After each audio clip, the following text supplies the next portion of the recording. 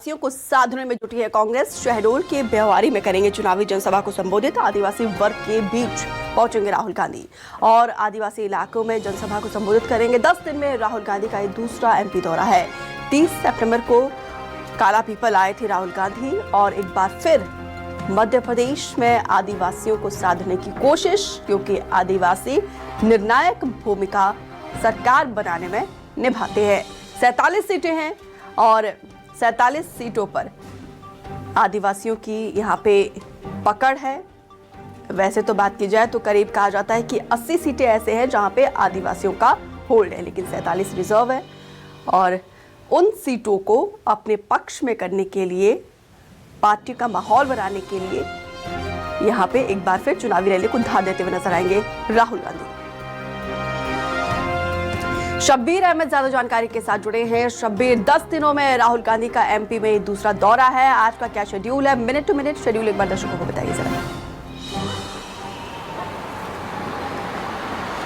हाँ बिल्कुल दीपिका, बात की जाए तो कांग्रेस के प्रमुख नेता राहुल गांधी का चुनावी दौरों की बात की जाए तो अभी तक के तो उनकी तरफ से दूरी बनाई जा रही थी, लेकिन प्रियंका गांधी मध्य प्रदेश में अलग अलग जगहों पर प्रचार करती हुई नजर आ रही थी। लेकिन जैसे जैसे चुनाव की तारीख करीब आ रही थी, कल चुनाव की तारीखों का ऐलान भी हो गया था, उसके बाद से राहुल गांधी के भी दौरे तेज होते हुए नजर आ रहे हैं और ये दूसरा दौरा है उनका 10 दिन के अंदर। पहले मालवा है, अब विंध्य आते हुए नजर आएंगे। आज सुबह 10:30 बजे, जो आपका सवाल भी था कि कितनी बजे उनका कार्यक्रम होना है, तो सुबह 10:30 बजे राहुल गांधी मध्य प्रदेश पहुंचेंगे, यानी ब्यौवारी पहुंचेंगे। वहां पर पहुंचने के बाद वो चुनावी जनसभा को संबोधित करेंगे और वहां पर तैयारियों की बात की जाए तो कांग्रेस के नेताओं की तरफ से जो विंध्य के बड़े नेता है, चाहे हम अजय सिंह की बात करें, कमलेश्वर पटेल की बात करें, जो कांग्रेस वर्किंग कमेटी के सदस्य भी हैं, उन तमाम नेता पिछले एक सप्ताह से वहीं पर डटे हुए थे और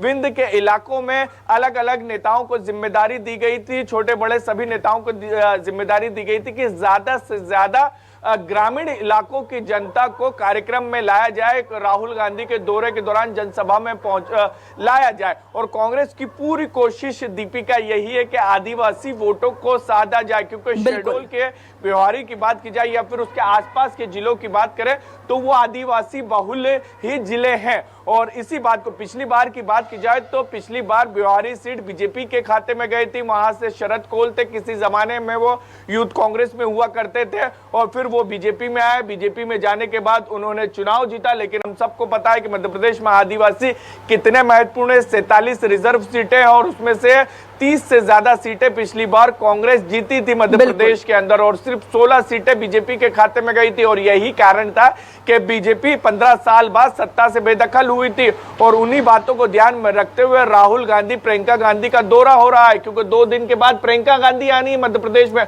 वो भी मंडला दौरा होना है और मंडला भी आदिवासी इलाका है। तो दोनों नेताओं के, बड़े नेताओं की बात करें, राहुल गांधी, प्रियंका गांधी, आदिवासी उनके फोकस में है। अब बिल्कुल आदिवासियों को अपने पाले में लाने की यहाँ पे पुरजोर की कोशिश की जा रही है, हर जोर आजमाइश की जा रही है। क्या मास्टर स्ट्रोक चला जा सकता है कांग्रेस की तरफ से?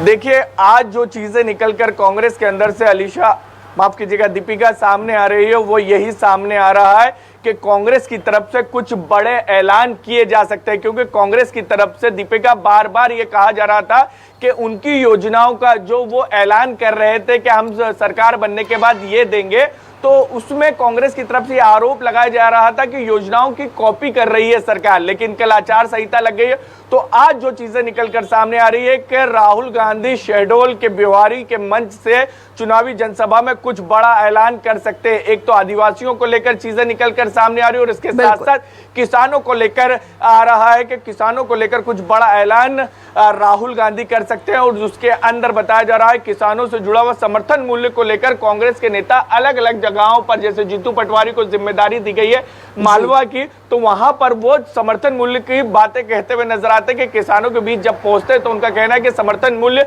यानी किसानों को फसल के दाम नहीं मिल रहे हैं, तो कुछ ऐलान किया जा सकता है, जैसे छत्तीसगढ़ में किया था किसानों को साधने के लिए। अब देखना होगा कि राहुल गांधी क्या कुछ ऐलान करते, क्योंकि अब आचार संहिता लग गई और अब चुनाव में वादों की बौछार होने जा रही है। बिल्कुल बिल्कुल। फिलहाल डिटेल से जानकारी साझा करने